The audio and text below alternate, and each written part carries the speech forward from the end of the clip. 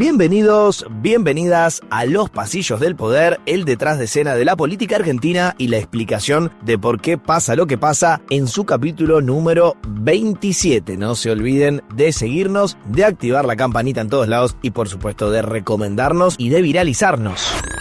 Y estamos transitando una Argentina que navega de escándalo en escándalo. Otra vez hubo una semana de superacción para La Libertad Avanza en el Congreso. El oficialismo logró mantener el veto de Javier Milei al aumento a los jubilados, pero perdió la votación por la emergencia en discapacidad. Aún así, tuvo otros dolores de cabeza en el Palacio Legislativo. ¿Qué pasó? ¿Cuál fue el mensaje de los gobernadores? ¿Qué pasa con los libertarios díscolos? Te lo cuento en instantes. Y en el medio se acercan dos elecciones clave, la de la provincia de Buenos Aires el 7 de septiembre y las nacionales del 26 de octubre. Ya tenemos listas, pero arranca una campaña de baja intensidad donde pareciera que buena parte de la población está en otra. Y todo esto pasa mientras crecen algunos escándalos de magnitud. Por un lado, el pedido de supuestas coimas al mundo de la salud por parte de un funcionario muy cercano a la familia presidencial. Por el otro, el caso del fentanilo adulterado que ya dejó casi 100 muertos y que tiene en vilo a toda la política. Si están listos, empezamos. Los Pasillos del Poder, con Nacho Girón, el detrás de escena de la política argentina. Y Los Pasillos del Poder es presentado por La Cardeus, porque su calidad supera la realidad y te invita a soñar a pesar de que la actualidad no te deje dormir tranquilo. Este mes en La Cardeus pagás una línea y te llevas la superior. Ahorra hasta un 60%, pagan 18 cuotas sin interés y el envío es gratis. Ya sabes, La Cardeus, tradición de calidad. Y otra vez tenemos que empezar Los Pasillos del Poder hablando del Congreso, porque desde el Congreso viene esta gran crisis de gobernabilidad para La Libertad Avanza y para Javier Milei, que les vengo contando hace rato. No los quiero cansar, pero recuerden que vengo marcando con mucho énfasis que en este 2025 la Casa Rosada todavía no aprobó ninguna ley propia. Está en modo defensivo el oficialismo y viene viviendo muchos golpes, tanto desde la Cámara de Diputados como desde la Cámara de Senadores. Bueno, lo que pasó en estos últimos días, particularmente en diputados, ayuda a resumir a la perfección lo que yo les vengo contando desde hace tiempo. La Libertad Avanza, que gobierna desde diciembre de 2023 en franca minoría en el Palacio Legislativo, no fue muy hábil a la hora de construir o contener aliados propios y eso hace que esté muy complicado, muy justo, lleno de tensiones cada vez que hay una votación que va en contra de sus propios intereses. Toda la atención de la semana estaba puesta entonces en una mega sesión bomba que había pedido la oposición en diputados y que tenía un temario picante. Había tantas negociaciones tras bambalinas que hasta último momento flotaba la duda de si iba a haber quórum y si esa sesión efectivamente iba a existir. Quórum que se logró con 136 diputados sentados en sus bancas, mucho más que los 129 que se necesitaban para abrir esa sesión que terminó cargada de polémica. Y acá, como se preveía, hubo novedades a favor y en contra de La Libertad Avanza. Vamos a arrancar por el nuevo gran golpe que recibió Javier Milei y su equipo por parte del Congreso, que tiene que ver con el veto a la emergencia en discapacidad. Con números contundentes, 172 votos a favor, 73 en contra y 2 abstenciones, la Cámara Baja terminó rechazando ese veto presidencial contra esta ley que declaraba la emergencia en discapacidad hasta diciembre de 2027 y que Javier Milei había vetado. ¿Qué propone esa ley? Bueno, regularizar pagos a los prestadores de servicios a las personas con discapacidad, también reformar el sistema de pensiones no contributivas, reforzar la Agencia Nacional de Discapacidad, ahora vamos a hablar de ella, y cumplir con el cupo laboral para personas con discapacidad que no se respeta nada. Con la insistencia de diputados, el veto de Milei queda tambaleando. Obviamente, les aclaro para los no especialistas en temas legislativos que para revertir finalmente el veto presidencial, el Congreso ahora necesita reunir 2/3 de los presentes en el Senado, porque para dar vuelta un veto se necesita la insistencia de las dos cámaras. En diputados, ese número contundente en contra de Milei, repito, 172 votos a favor de sostener la ley de emergencia en discapacidad, se logró gracias al aporte llamativo, por eso lo quiero marcar, de oficialistas y de aliados. Sí, escuchaste bien, de oficialistas y de aliados. Hubo 2 diputados que formalmente son de La Libertad Avanza, Marcela Pagano y Carlos D'Alessandro, que le dieron el visto bueno a la ley. De paso, dejo asentado que junto a Gerardo González y Lourdes Arrieta, esos 2 legisladores armaron un nuevo bloque que se va a llamar, nada es casual, Coherencia, evidentemente lo que desde ese sector le piden al oficialismo al que pertenecían. Pero esta insistencia en la ley de emergencia en discapacidad también tuvo a 5 diputados del PRO votando en contra del veto. Sí, ese PRO que es aliado de La Libertad Avanza en la ciudad de Buenos Aires o en la provincia de Buenos Aires, tuvo algunos díscolos que le jugaron en contra al gobierno. Lo propio hizo el MID de Oscar Sago. Él y otro diputado de ese espacio votó en contra de los intereses de La Libertad Avanza. Y hubo 2 abstenciones clave, porque los votos se cuentan sobre el total de los presentes, una de las cuales fue de María Eugenia Vidal, legisladora también amarilla. Y por supuesto importante lo que pasó con los gobernadores, salvo los diputados que responden a 3 gobernadores como son Alfredo Cornejo de Mendoza, Rogelio Frigerio de Entre Ríos y Leandro Esdero de Chaco. Los legisladores que responden a Salta, a Tucumán, a Neuquén y a Misiones votaron en contra del veto. Veremos qué sucede en el Senado, pero repito, esto fue un duro golpe para el oficialismo. Y ya que estamos hablando de discapacidad, tengo que meterme con 2 cuestiones relevantes vinculadas a este mundo. Lo primero que quiero marcar es que un poco antes de iniciarse esta sesión en la Cámara de Diputados, el vocero presidencial Manuel Adorni publicó un mensaje donde prometía un aumento a todas las prestaciones destinadas a personas con discapacidad. Pero no es que difundió el aumento, sino que lo que dijo es que lo estaba considerando el gobierno, y esto enojó a más de uno, que les hizo reflexionar. Bueno, si el dinero está, ponelo sobre la mesa, pero no prometas ponerlo en el futuro. La polémica 2 es mucho más importante e involucra a Diego Spanuolo, el titular de la Agencia Nacional de Discapacidad, una persona muy cercana a Javier Milei, a tal punto que fue su abogado defensor en algunas causas que tuvo el libertario. Aparecieron en estas últimas horas una serie de audios filtrados donde Diego Spanuolo hace referencia al cobro de coimas al mundo de la salud, dinero espurio que iría a las manos de Karina Milei y de Lule Menem, muy cercano a la secretaria general de la presidencia. Escuchá antes que nada parte de este material que difundió el portal Data Clave. Él no está metido, pero es toda la gente de él. Entonces van a pedirle guita a la gente, a los prestadores le van a pedir guita. Voy y le dije, Javier, escúchame, yo estoy denunciando todo el choreo, todo esto, y abajo tengo gente que va a pedir guita. Entonces, cuando yo vaya y toque a uno, van a decir, che, luego está todo bien, y venís a pedirme guita con estos delincuentes. Pero Javier, ¿qué hago? Esto lo hacen de ratas, o sea, es un kiosquito, no sé, de 20, 30 mil dólares por mes.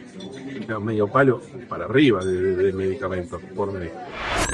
Sí, realmente muy fuerte lo que escucharon. Se tomaron unas horas en el oficialismo y terminaron publicando un comunicado que dice textual: frente a los hechos de público conocimiento y ante la evidente utilización política de la oposición en año electoral, el presidente de la Nación decidió de forma preventiva la remoción de Diego Spanuolo. En lo personal, pienso que La Libertad Avanza se quedó un poco corta, y estoy siendo generoso, con la condena o promesa de esclarecimiento de este caso. Es decir, hay un funcionario que habla de coimas que irían a personas hiper cercanas a Javier Milei y lo único que decís es esto. Lo mismo les pasó cuando se difundieron los primeros detalles del criptoescándalo Libra. Negaron todo lo que había pasado y ahora frenaron todo lo que pudieron. Una comisión investigadora en el Congreso, pero hay más de una referencia que habla de movimientos sospechosos que hay que esclarecer. Lo propio sucedió con el escándalo de la valijera que había llegado de Miami con paquetes sospechosos que también negaron al principio, y después la evidencia de las cámaras de seguridad terminó haciéndolos recular. Y ni hablar el escándalo que hay alrededor del fentanilo contaminado, en un rato se los voy a contar, que tiene indicios de que un organismo dependiente del Ministerio de Salud había sugerido que los laboratorios que elaboraron ese fentanilo no debían seguir funcionando y sin embargo no los clausuraron. ¿Qué quiero decir con todo esto? Que tiene serios problemas el oficialismo cuando tiene que enfrentar hechos que pueden pasar en cualquier gobierno, pero ya que estamos hablando de una gestión que vino a terminar con la casta y que denuncia todo tipo de corrupción de gestiones pasadas, deja la vara muy alta a la hora de tocar estos temas y de estar a la altura justamente de las circunstancias. Les prometo novedades sobre el futuro de Diego Spagnuolo y este nuevo Coimasgate, pero por las dudas, el jefe de gabinete Guillermo Francos ya avisó que no pone las manos en el fuego por nadie.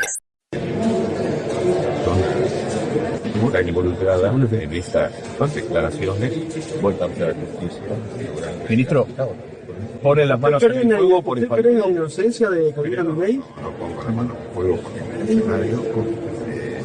funcionario creo que son temas que tiene que investigar. Pero en la inocencia de Karina Milei y de Lule Menem mencionados en ese audio están citados en interpelación. Por supuesto que creo en la inocencia de Karina Milei, son temas que tiene que investigar la justicia, ¿no?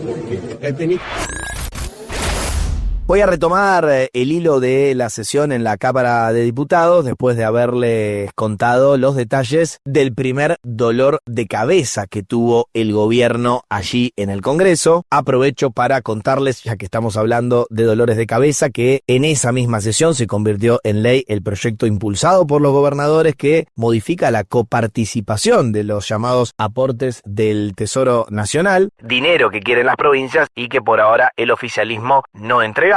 Y por otro lado, se aprobó un mecanismo que va a poner en marcha finalmente la comisión investigadora del criptoescándalo Libra, por la cual creemos que vamos a empezar a conocer algunos detalles que están ocultos hasta aquí, este tema que pone de vuelta tan nervioso al oficialismo. Pero la Libertad Avanza tuvo una buena noticia en el Palacio Legislativo, si la podemos denominar así, porque logró blindar el veto al proyecto de ley que aumentaba las jubilaciones. En este caso sí, la Libertad Avanza consiguió 160 votos a favor, 83 en contra y 6 abstenciones. Y hay que decir, como les conté hace un ratito, todo lo que jugó en contra de los intereses libertarios, todo lo que jugó a favor en este asunto particular, porque todos los bloques dejaron su marca a favor del gobierno. De hecho, hubo hasta peronistas que faltaron a esa votación para ayudar sin querer queriendo a la voluntad del gobierno de blindar esta cuestión. En el sostenimiento del veto al aumento a los jubilados fueron fundamentales las órdenes que Rogelio Frigerio de Entre Ríos, Alfredo Cornejo de Mendoza, Leandro Osdero de Chaco, Claudio Vidal de Santa Cruz y hasta la gestión misionera de Hugo Pasalacqua hicieron con sus legisladores, es decir, le ordenaron a sus diputados que no ayudaran a la oposición. Recordemos que esta iniciativa implicaba un aumento para todas las jubilaciones y pensiones del 7,2% y un incremento en el bono que se le da a los jubilados y que iba a pasar de 70.000 pesos a 110.000. Bueno, no, la tercera edad se queda sin estas actualizaciones bajo pretexto o justificación oficial de que este proyecto complicaba, arruinaba el superávit fiscal del gobierno de Javier Milei. Una cuestión relevante, quedaron en el tintero porque la oposición consideraba que era exponer esos asuntos al cohete, como se dice mal y pronto, en el Congreso, el veto a la moratoria previsional, el veto a la emergencia en Bahía Blanca y también los cambios en el impuesto a los combustibles líquidos, otro asunto que piden los gobernadores, que tienen que pasar por debate de comisión y ahí la oposición decidir en qué momento arma otra sesión para tratar de pelearle al oficialismo. Ante esta situación, con muchos embates y alguna cuestión que salió a favor de sus intereses, igual Javier Milei aprovechó para decir en el Council de las Américas que el Congreso está copado por el kirchnerismo. Que enfrente tenemos un Congreso secuestrado por el kirchnerismo, un Congreso que solo responde a sus propios intereses. Nos recordaron que ellos tienen una sola agenda legislativa, quebrar al Estado Nacional. Es sorprendente escuchar de parte de estos honorables legisladores kirchneristas que su festival de gasto es para frenar la crueldad de este gobierno. Ellos, que hace 2 años nos dejaron a todos al borde de la catástrofe, esconden que el punto de llegada de todas estas iniciativas es quebrar al Estado. Saben que sin acceso al financiamiento externo, por culpa de sus constantes y desajustes fiscales y maltrato a los acreedores, este gasto deficitario solo se podría financiar vía emisión monetaria. Volver a abrir la canilla de la emisión monetaria implica volver al sendero catastrófico de destrucción inflacionaria que tanto nos costó dejar atrás. Por eso decimos que los kirchneristas en el Congreso no tienen ninguna otra intención más que devolver a los 47 millones de los argentinos el peor momento del 2023 y también, ¿por qué no decirlo?, digamos, la crisis que tanto dejaron plantada y que pudimos evitar exitosamente. ¿Y por qué querrían al supuesto paladines de la pobreza destruir al país? ¿No son acaso almas nobles que sienten en carne propia el sufrimiento de los más miserables? Es sencillo, ellos buscan romper la economía porque saben que la suya siempre va a estar, y más aún, la suya va a estar siempre que la gente crea que dependen de ellos.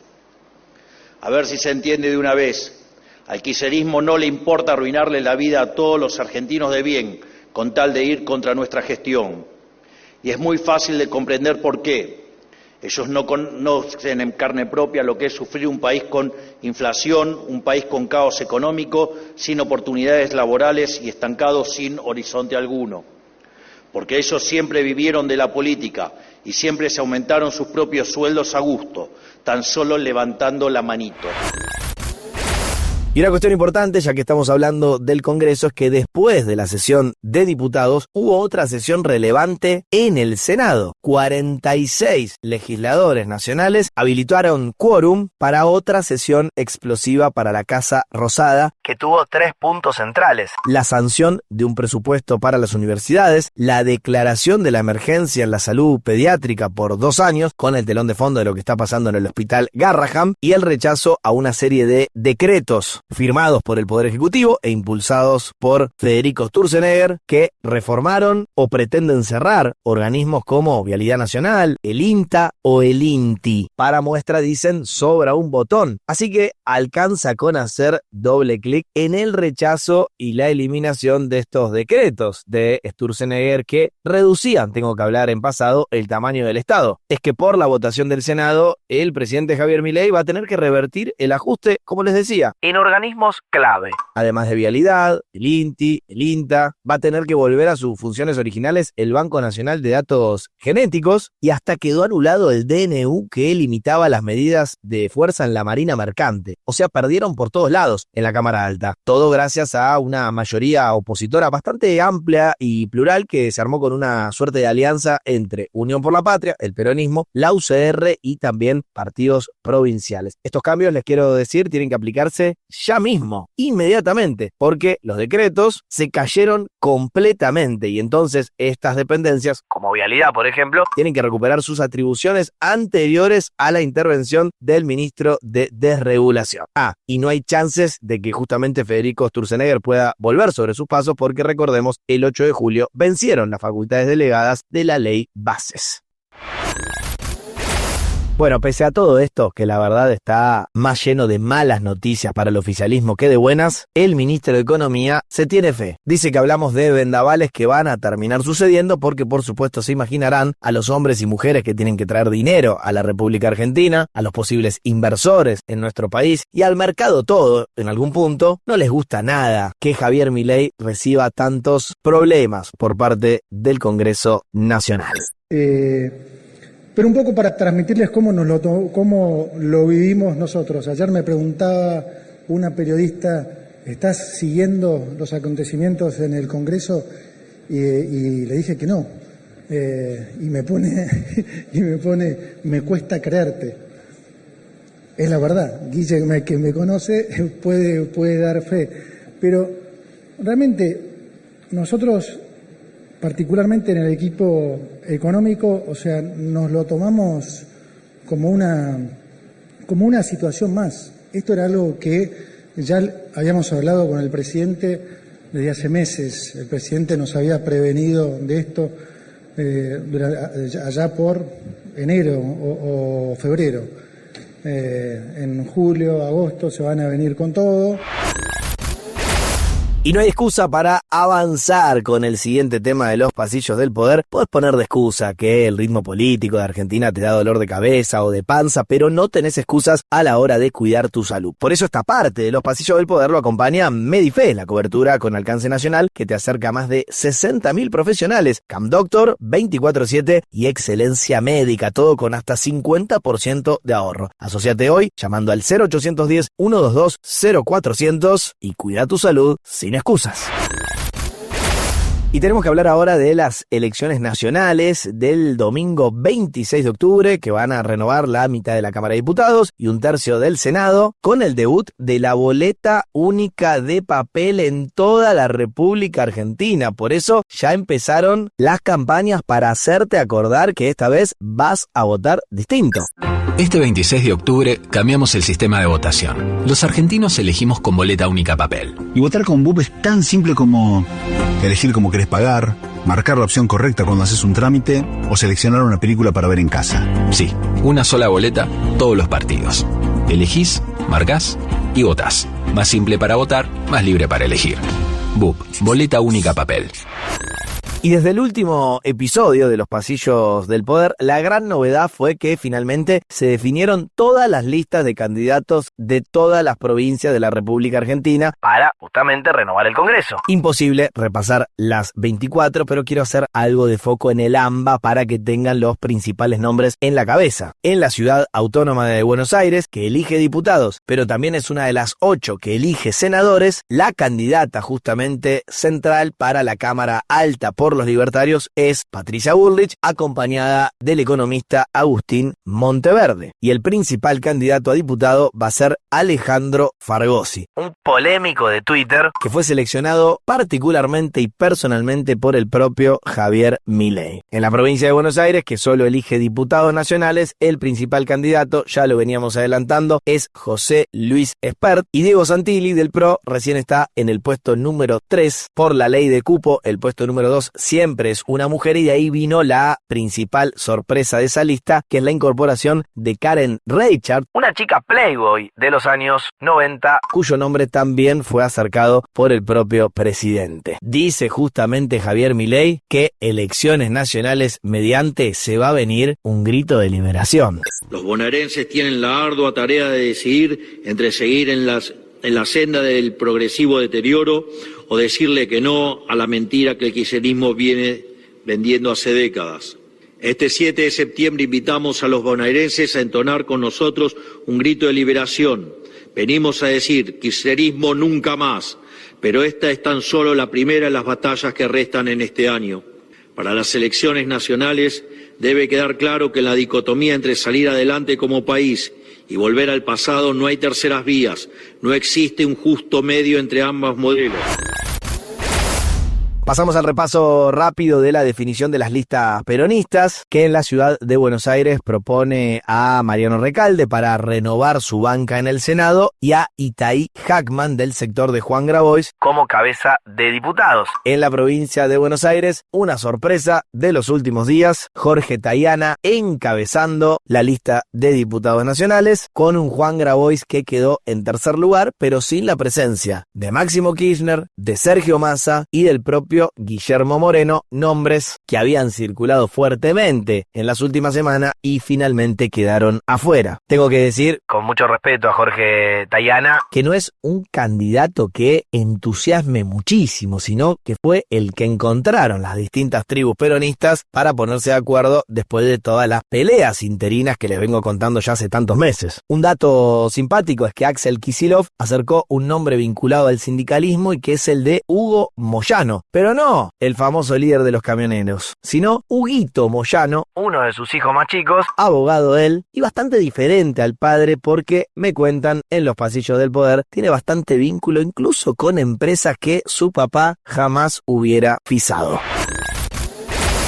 Aprovecho para contarles nuevamente que hay una suerte de espacio del medio que están impulsando algunos gobernadores de la República Argentina y que se llama Provincias Unidas y que presentaron también listas en el AMBA. En la ciudad de Buenos Aires, la candidata al Senado por ese espacio va a ser Graciela Ocaña y el principal candidato para diputados va a ser Martín Lustó, que viene justamente de ocupar un lugar en la Cámara Alta. En la provincia de Buenos Aires, el elegido como principal candidato a diputado nacional es Florencio Randazzo. Quedó herido el diputado bonaerense Facundo Manes, que se va a presentar como candidato a senador por la ciudad de Buenos Aires, en este caso, con un sello propio llamado Para Adelante. Les prometo datos de cómo avanza la campaña en algunos lugares que me encanta seguir, como Córdoba, donde hay una disputa súper picante entre Juan Schiaretti, el ex gobernador de la provincia, y Natalia de la Sota, hija de otro ex gobernador de la provincia, con los libertarios, con los del PRO, con los de la UCR. Es uno de los lugares más jugosos para seguir. Lo propio sucede en Santa Fe, en Mendoza y en muchos otros lugares de nuestra siempre hermosa República Argentina. Todo esto que les conté está vinculado a las elecciones nacionales del 26 de octubre, pero recuerden que tenemos a la vuelta de la esquina las elecciones del 7 de septiembre para renovar la legislatura de la provincia de Buenos Aires. Vendrán también novedades al respecto porque se están acelerando los ritmos de la campaña electoral. Y me guardo un último segmento de los pasillos del poder para cumplir una promesa que les había hecho, y que es hablar del fentanilo contaminado en la República Argentina, que ya dejó 96 muertos, pero lamentablemente la cifra, me cuentan, puede subir. Hay casos detectados en Córdoba, en Santa Fe, en Buenos Aires, en Formosa, en distintos puntos del país, en lo que yo no tengo dudas en calificar como una suerte de cromañón sanitario. Seguramente ya algo sabrás, pero la historia lamentablemente arranca a principios de abril de este 2025, cuando una médica descubre en la terapia intensiva del Hospital Italiano de La Plata que empezó a ver más muertos que lo esperable, y así lidera ella misma una investigación que la hace descubrir que a todos esos pacientes que murieron sospechosamente se les había aplicado el mismo lote de fentanilo, que es un potente opiáceo que se usa en general como analgésico para tratar dolores intensos o como anestesia en terapias intensivas justamente. Estos casos de abril derivaron en una investigación judicial a partir de mayo de este año que lidera Ernesto Kreplak. El nombre te suena y esta es una de las polémicas porque es el hermano del ministro de Salud bonaerense Nicolás Kreplak, y por eso fue señalado por el propio Javier Milei como un juez que no podía estar al frente de esta causa, pese a que la propia Patricia Bullrich, la ministra de Seguridad, dijo que es un juez probo. Veremos cómo termina esta discrepancia, pero lo cierto es que esa investigación judicial del juez federal de La Plata derivó en la comprobación de que los dos laboratorios involucrados, uno se llama HLB Pharma y el otro Ramallo, habían sido inspeccionados por ANMAT, la Administración Nacional de Medicamentos, Alimentos y Tecnología Médica, allá por diciembre de 2024, y pese a que hay una nota interna de la propia ANMAT el 10 de febrero de 2025 que descubría irregularidades graves en la elaboración de los productos de esos laboratorios